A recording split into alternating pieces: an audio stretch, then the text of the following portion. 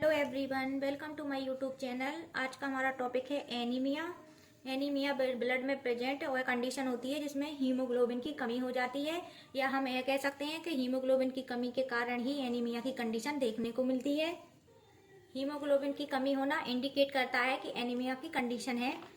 जैसे कि ये डेफिनेशन हम देख रहे हैं, decrease amount of haemoglobin and PCB below in blood is called the anaemia condition. Blood के अंदर हीमोग्लोबिन की कमी होना या पीसीबी सेल का फुल फॉर्म होता है पैक्ड सेल वॉल्यूम, जिसमें ब्लड की जो सेल्स होती हैं डब्ल्यूबीसी, आरबीसी एंड प्लेटलेट्स, इनकी कमी होना एनीमिया को दर्शाता है। एंड जो हीमोग्लोबिन होता है वो क्या करता है, इसका काम होता है ऑक्सीजन को कैरी करना। हीमोग्लोबिन ब्लड में प्रेजेंट एक प्रोटीन होती है जिसे हम हीमोग्लोबिन कहते हैं। इसका फंक्शन होता है ऑक्सीजन को कैरी करना। हीमोग्लोबिन प्रेजेंट होती है आरबीसी सेल्स। आरबी सेल के अंदर प्रेजेंट हीमोग्लोबिन की कमी के कारण होने वाली कंडीशन एनीमिया कहलाती है। एनीमिया ब्लड में होने वाली सबसे मोस्ट कॉमन कंडीशन होती है। अकॉर्डिंग टू WHO, जो हीमोग्लोबिन होता है in female adult below 12 gram per DL haemoglobin in blood, 12 ग्राम से कम हीमोग्लोबिन पाया जाना इंडिकेट करता है एनीमिया को। इन फीमेल के अंदर, in male adult less than 13 gram per DL haemoglobin in blood is indicate anaemia condition. In pregnant woman haemoglobin level less than 11 gram per DL indicate anaemia condition in blood. Same like according to ICMR, जो haemoglobin होता है 1 ग्राम per DL below होता है of HWC के according. जैसे कि WHO के according in female में हीमोग्लोबिन लेस देन 12 ग्राम होता है, तो ICMR के अकॉर्डिंग जो हीमोग्लोबिन होगा less than 11 gram per DL होगा, जिसे हम इंडिकेट करेंगे कि एनीमिया की कंडीशन अकर है बॉडी के अंदर। In simple language, the anaemia condition is due to decrease amount of haemoglobin is called the anaemia. Anaemia की कंडीशन क्यों कॉज होती है, क्या इनके कॉजिटिव एजेंट होते हैं, उसके बारे में हम स्टडी करेंगे। एनीमिया को कॉज करने वाले फैक्टर जो होते हैं, nutritional deficiency most important factor है। न्यूट्रिशनल डेफिशिएंसी ऑफ न्यूट्रिशन, जैसे कि आयरन की डेफिशिएंसी होना, फॉलिक एसिड की डेफिशिएंसी होना एंड विटामिन B12 की डेफिशिएंसी होना इंडिकेट करता है एनीमिया कंडीशन को। सेकंड जो कोज हो सकता है इसका, एनी डिसीज हो सकती है, किसी डिसीज के कारण भी एनीमिया कॉज हो सकता है। कोई क्रॉनिक डिसीज भी एनीमिया को कॉज कर सकती है, जैसे कि मैलिग्नेंसी एनीमिया को कॉज करती है। मैलिग्नेंसी की कंडीशन, बोन मैरो फेलर की कंडीशन एनीमिया को कॉज करेगी। इम्यूनोडेफिशिएंसी की कंडीशन एनीमिया को कॉज करेगी। एंड क्रॉनिक डिसीज, जैसे कि रीनल डिसीज या फिर कोई लीवर डिसीज, रीनल डिसीज जो कि एक क्रॉनिक कंडीशन में है, या कोई लीवर डिसीज जो क्रॉनिक डिसीज है, ये भी एनीमिया की कंडीशन को कॉज करेगी। थर्ड वन जो कॉजेटिव फैक्टर है, ब्लड का लॉस हो जाना due to any type of accident,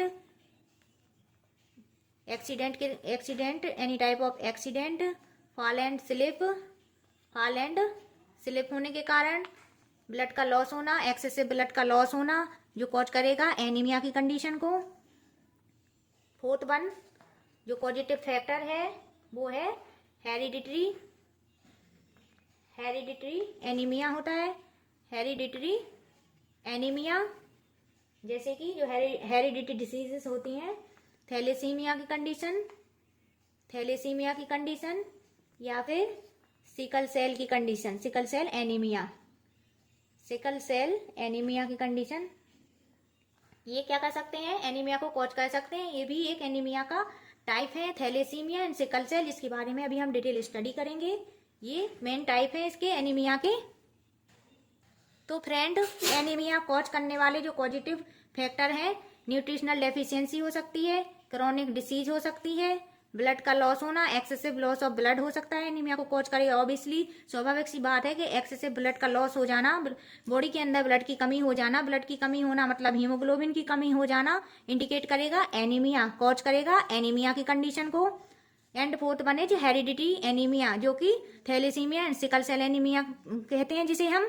ये one generation to another generation transmission होती है, इसीलिए इसे हेरिडिटरी एनीमिया कहते हैं। एंड एनीमिया के ये मोस्ट इंपॉर्टेंट टाइप है, जिसमें फर्स्ट टाइप है आयरन डेफिशिएंसी एनीमिया, जिसमें आयरन की डेफिशिएंसी के कारण एनीमिया कॉज होता है। Second one type of anaemia is pernicious anaemia, ये भी बहुत इंपॉर्टेंट टाइप ऑफ एनीमिया है जिसमें एनीमिया कॉज होता है। And third type is megaloblastic anaemia, fourth type is aplastic anaemia, fifth type of thalassaemia anaemia and sixth type of anaemia sickle cell anaemia. These are important type of anemia and these condition occur due to nutritional deficiency. इसका cause हो सकता है chronic disease, due to chronic disease, due to loss of blood, excessive blood loss of blood, due to heredity disease या anaemia cause anaemia condition. अब पढ़ेंगे हम anaemia के type one by one, एक एक टाइप को डिटेल में हम स्टडी करेंगे। तो सबसे पहले हम पढ़ेंगे आयरन डेफिशिएंसी एनीमिया, जो कि बहुत ही most common type of anaemia है। इससे एग्जाम में क्वेश्चन पूछा जाता है। एनीमिया टॉपिक ही एक बहुत ही इम्पोर्टेंट टॉपिक है, जिससे हर एग्जाम में 1 से 2 क्वेश्चन पूछ लिए जाते हैं। सो फ्रेंड्स, आप इसका स्क्रीनशॉट कैप्चर कर सकते हैं। So friend, let's go to start iron deficiency anaemia. This is most common type of anemia.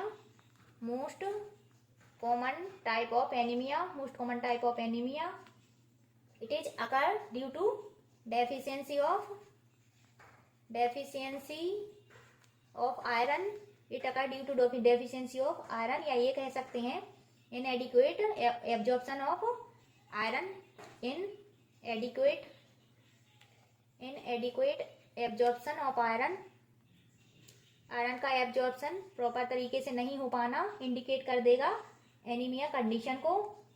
या फिर excessive loss of iron, excessive loss of iron indicate करेगा आयरन डेफिशिएंसी एनीमिया को। इनएडिक्वेट absorption of iron and excessive loss of iron indicate करेगा iron deficiency anaemia को। Simple सी बात है, iron की deficiency होना एनीमिया कॉज कर देगा। इसका डायग्नोस कैसे करेंगे हम? डायग्नोसिस कैसे डायग्नोस करेंगे कि आयरन डेफिशिएंसी एनीमिया है? तो इसमें एक टेस्ट होता है जिसका नाम है सीरम फेरिटिन टेस्ट को असेस करेंगे, जिससे हमें पता चलेगा कि जो एनीमिया की कंडीशन है ब्लड के अंदर प्रेजेंट, वो कौन सी मतलब किसकी एब्सेंस के कारण ये कंडीशन कॉज हो रही है, आयरन डेफिशिएंसी के कारण हो रही है या अदर कॉज के कारण हो रही है। हम उस पॉजिटिव एजेंट को आइडेंटिफाई करने के लिए डायग्नोसिस करते हैं serum ferritin test. And iron phosphorus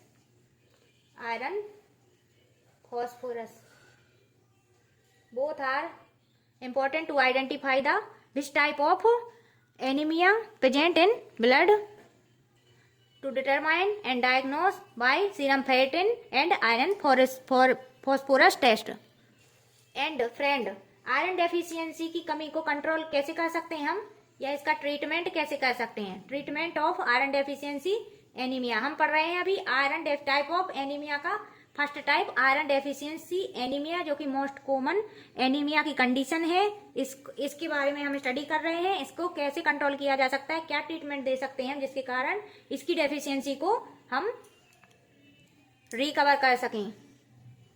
so friend, simple है कि आयरन की कमी के कारण ही ये हमें कंडीशन देखने को मिल रही है। तो हम उस पेशेंट को एडवाइज करेंगे take iron rich diet, take iron rich diet, जिससे आयरन की कमी दूर हो सके।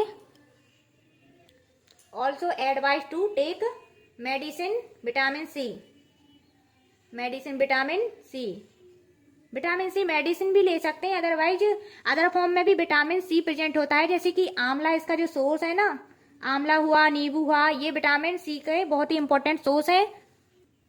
हमें आयरन रिच डाइट के साथ में विटामिन सी लेना है। विटामिन सी हमें क्यों लेना है इसके साथ में, क्योंकि विटामिन सी जो आयरन है ना, आयरन का गुड एब्जॉर्प्शन कराने में हेल्पफुल होती है विटामिन सी, इसीलिए आयरन रिच डाइट के साथ में हमें विटामिन सी भी लेना है, जिससे कि आयरन का एब्जॉर्प्शन गुड तरीके से हो सके। क्योंकि यहाँ पे हमने जो उसका पॉजिटिव एजेंट जाना है, इनएडिक्वेट एब्जॉर्प्शन हो रहा है ना आयरन का, तो इसका गुड एब्जॉर्प्शन कब होगा, जब हम आयरन रिच डाइट के साथ में विटामिन सी भी लेंगे, क्योंकि विटामिन सी हेल्पफुल होता है आयरन के एब्जॉर्प्शन कराने में।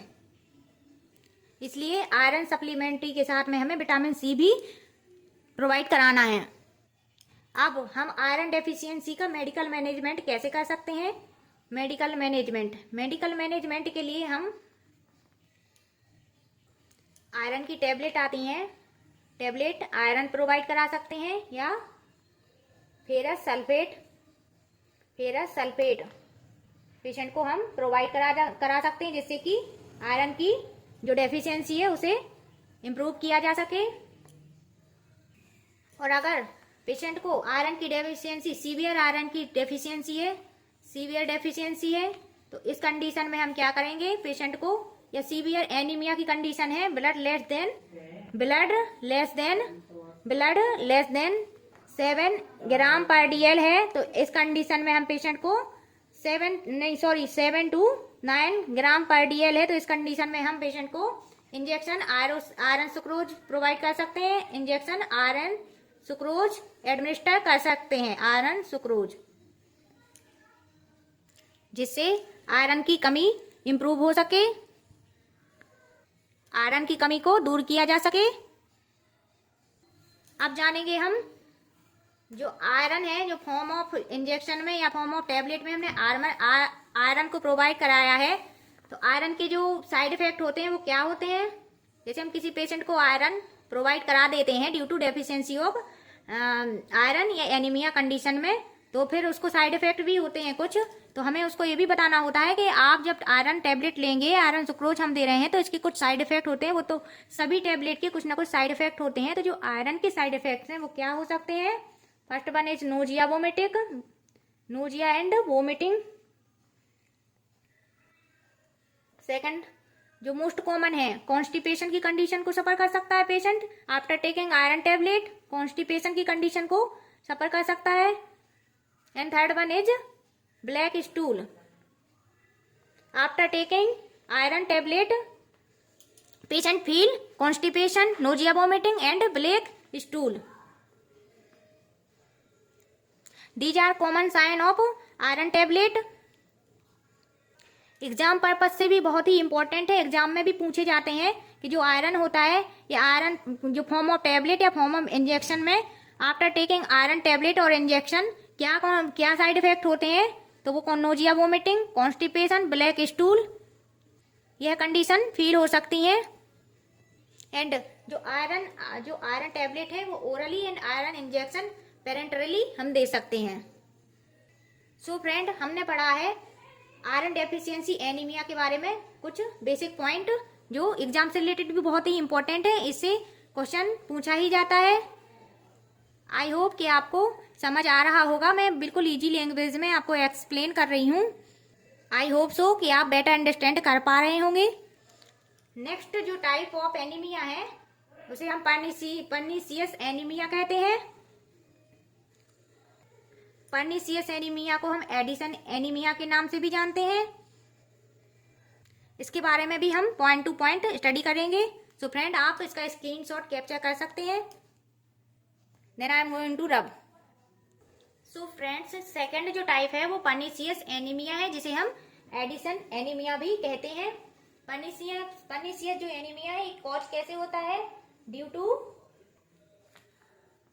Decrease absorption of vitamin B12, decrease absorption of vitamin B12।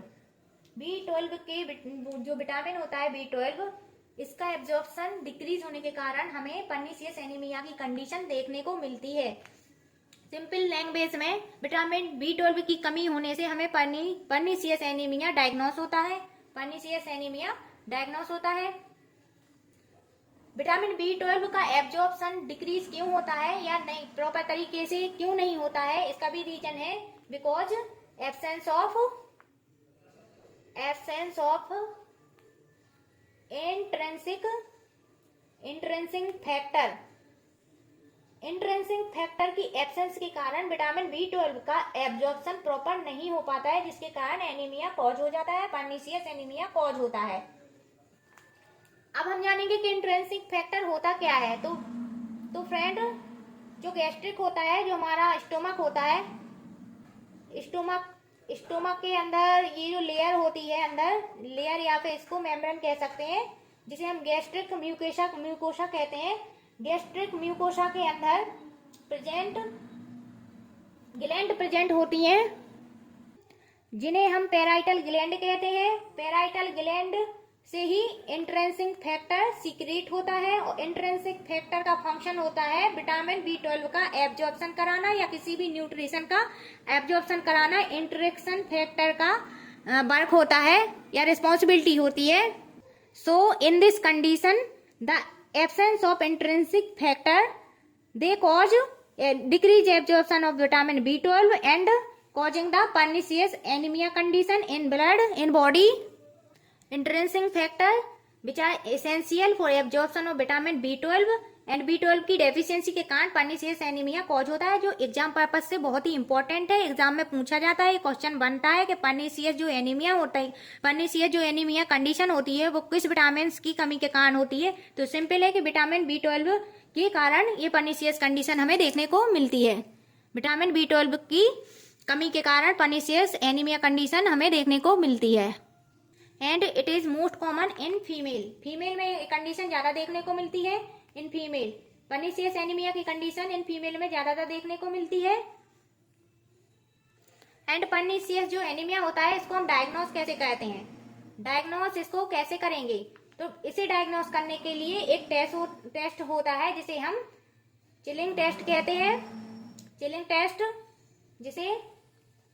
जिसे यूज करते हैं असेस करने के लिए हम absorption of vitamin B12।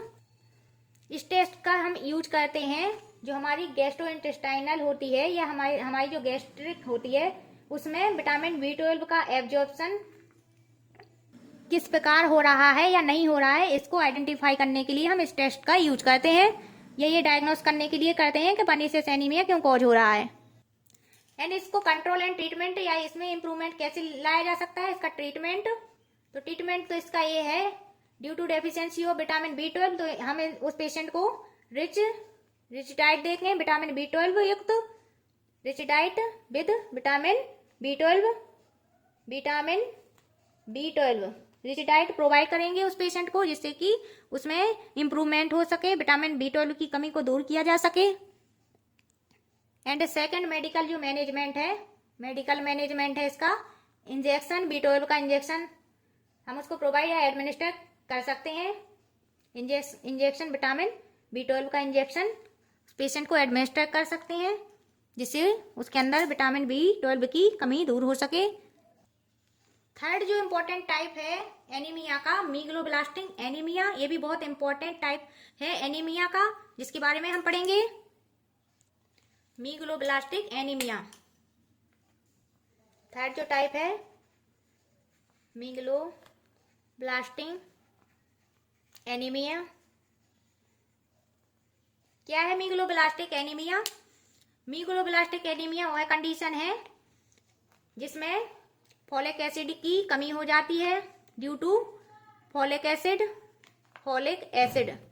मीगलोब्लास्टिक anaemia is a condition due to decrease folic acid and also vitamin B12 and also vitamin B12. Both are responsible for cause megaloblastic anemia. deficiency of folic acid and deficiency of vitamin B12, they cause megaloblastic anemia. Folic acid and vitamin B12 both are responsible for synthesis of DNA, synthesis of DNA, necessary for synthesis of DNA in cell.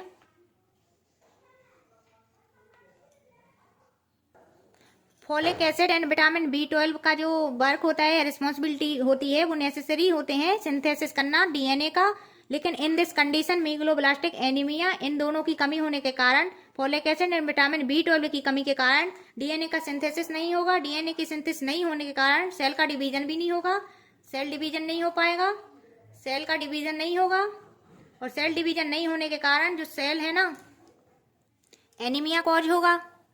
Simple सी बात है, folic acid and vitamin B12 synthesis कर रहा है DNA का, लेकिन यहाँ पे इन दोनों की कमी के कारण डीएनए का सिंथेसिस नहीं हो पा रहा है। डीएनए का काम क्या होता है, ये सेल डिवीजन के लिए हेल्पफुल होता है, लेकिन यहाँ पे इसकी कमी होने के कारण सेल का डिवीजन भी नहीं होगा। तो जो प्रेजेंट सेल है ना, जो प्रेजेंट सेल रहेंगी उनकी जो साइज रहेगी वो इंक्रीज हो रही है, लेकिन नंबर ऑफ सेल बढ़ नहीं रही है। यहाँ पे इन्हीं में हाइपरट्रॉफी की कंडीशन हमें देखने को मिल रही है। हाइपरट्रॉफी कंडीशन होती है इंक्रीज साइज ऑफ सेल। तो जो सेल जो ऑलरेडी प्रेजेंट है ब्लड के अंदर, है ना, तो उसमें क्या होगा, वो साइज इंक्रीज होगा, लेकिन यहाँ डीएनए की एब्सेंस के कारण इनके नंबर ऑफ सेल्स नहीं बढ़ेंगे। जो प्रेजेंट सेल हैं ऑलरेडी, उन्हीं के साइज बढ़ के इनका जो साइज रहेगा वो एबनॉर्मल बना देंगे। एबनॉर्मल बनाने के कारण या इनका साइज इंक्रीज करने के कारण ही हम इसे मेगलोब्लास्टिक एनीमिया कहते हैं। सो फ्रेंड, यहाँ पे सेल का डिवीजन नहीं हो रहा है, ब्लड के अंदर सेल बनी नहीं रही है, क्योंकि यहाँ डीएनए इसमें प्रेजेंट नहीं, यहाँ डीएनए का सिंथेसिस नहीं हो पा रहा, जैसे सेल भी नहीं, मतलब सेल का फॉर्मेशन भी नहीं हो पा रहा, और सेल का फॉर्मेशन नहीं होने के कारण हमें उसकी डेफिशिएंसी हो रही है ना ब्लड के अंदर। तो सेल की डेफिशिएंसी होना, चाहे वो आरबीसी सेल हो, डब्ल्यूबीसी सेल हो, या प्लेटलेट्स हो, पीसीबी जिसे हम बोलते हैं, किसी भी सेल का डेफिशिएंसी होना या डिक्रीज होना, नंबर ऑफ सेल डिक्रीज होना ही एनीमिया कहलाता है। तो यहाँ तो सेल का फॉर्मेशन हो नहीं पा रहा है ड्यू टू डेफिशिएंसी या not synthesis of the DNA, they cause the not division of cell, so it cause the anaemia. Present cell तो साइज इंक्रीज हो रहा है, लेकिन अलग से जो डिवीजन होना चाहिए सेल का वो नहीं हो रहा है, जिससे कि एनीमिया की कंडीशन हमें देखने को मिल रही है। आई होप कि आपको समझ आ रहा होगा।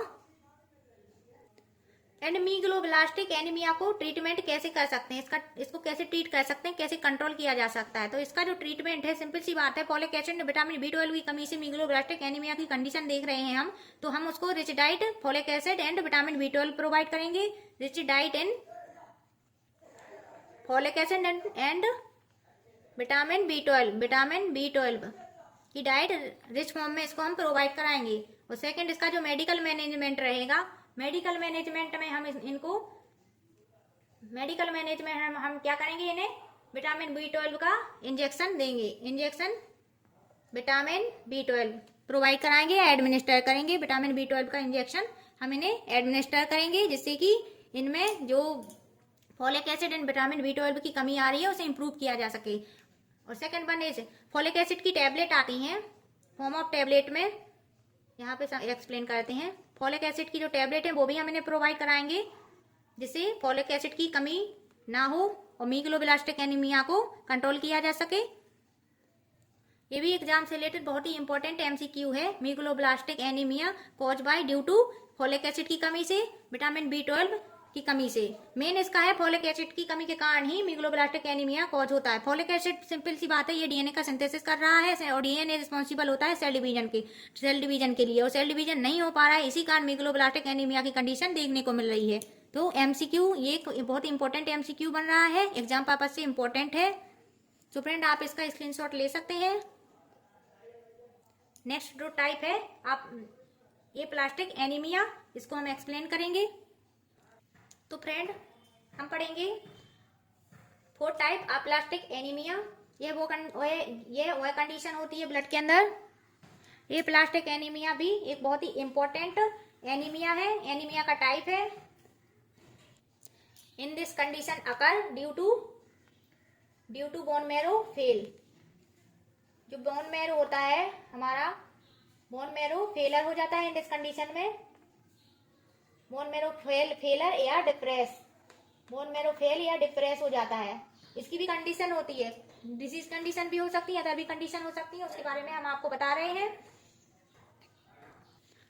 बोन मेरो फेल होना या डिप्रेस होना ये भी किसी पॉजिटिव एजेंट के कारण ही होता होगा, तो ये इसे भी जो कॉज कर रहा है, due to cause include like कोई डिसीज हो सकती है, कोई क्रॉनिक डिसीज हो सकती है, क्रॉनिक डिसीज, या फिर क्रॉनिक एक्सपोजर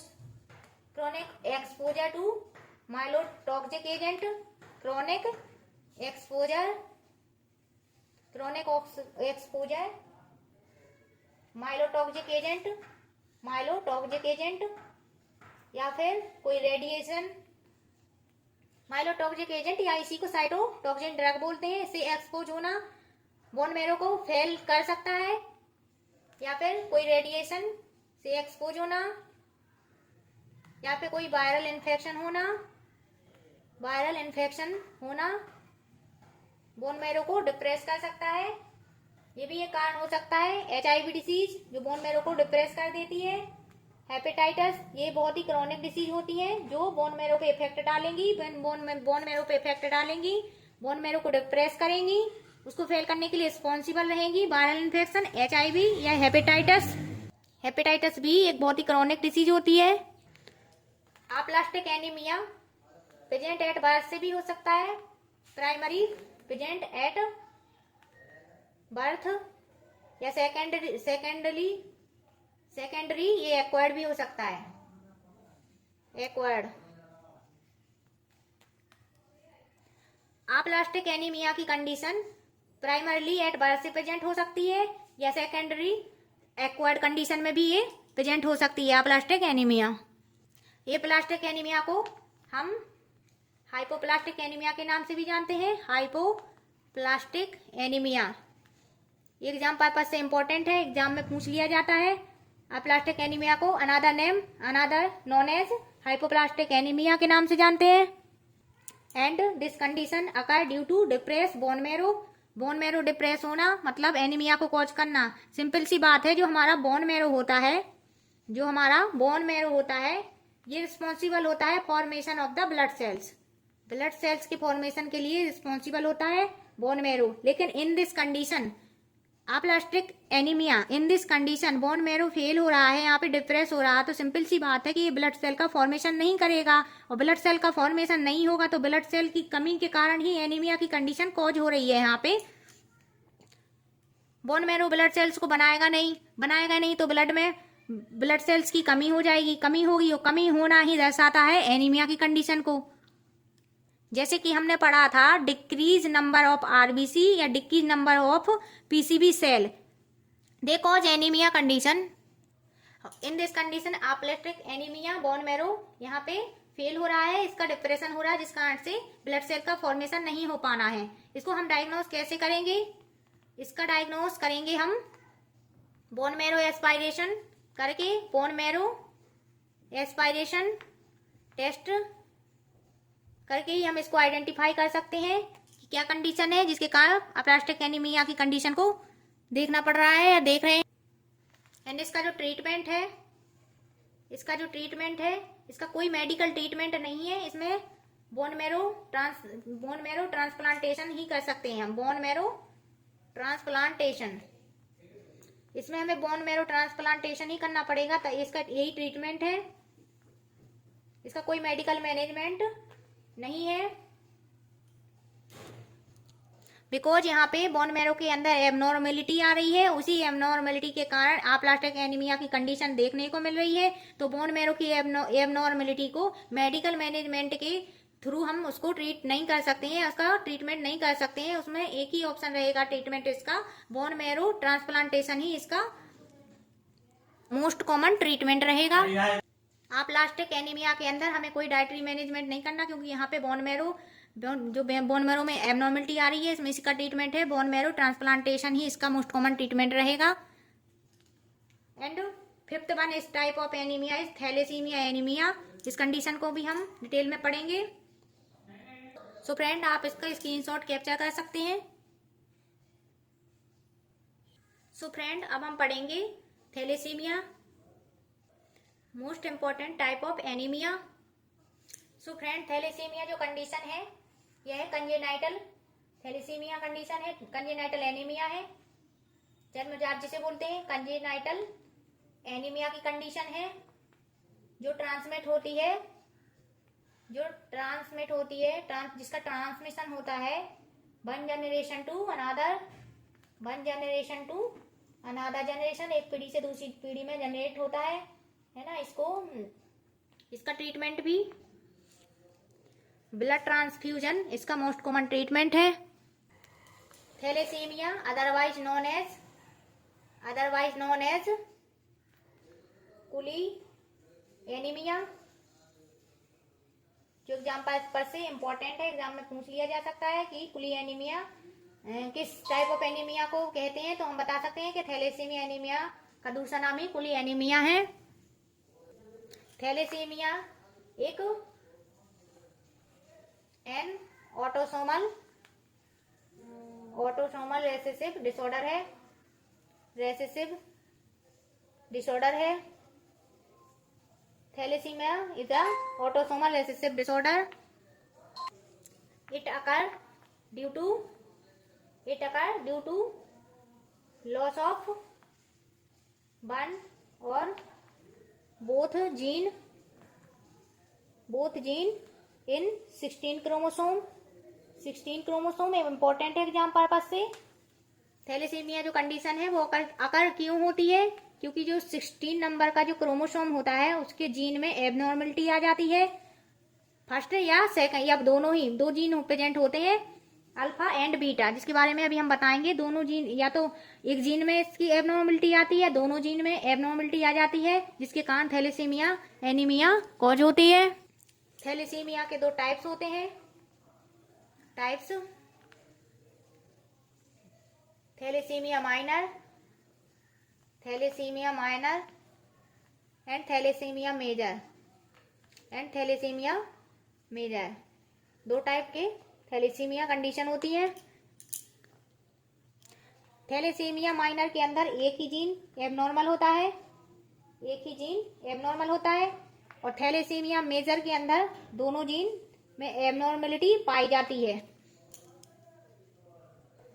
थैलेसीमिया मेजर के भी दो टाइप्स होते हैं। First alpha, second beta alpha thalassaemia, second one is beta thalassaemia. इसके भी दो टाइप होते हैं। अब हम आपको एक्सप्लेन करेंगे ये अल्फा बीटा क्या है। तो फ्रेंड्स, हम जानेंगे जो हमारा हीमोग्लोबिन होता है, हीमोग्लोबिन के अंदर हीमोग्लोबिन जो होता है वो दो टाइप से बना होता है। एक तो हीम हो गया, सेकंड वन इज ग्लोब्यूलिन। तो फ्रेंड, जो हीम होता है ये तो एक पिगमेंट होता है, जिसके कारण हमारी जो आरबीसी है ना, जो ब्लड का जो कलर होता है वो रेड होता है हीम के कारण, है ना। और जो ग्लोब्यूलिन होती है ये एक प्रोटीन होती है। ग्लोब्यूलिन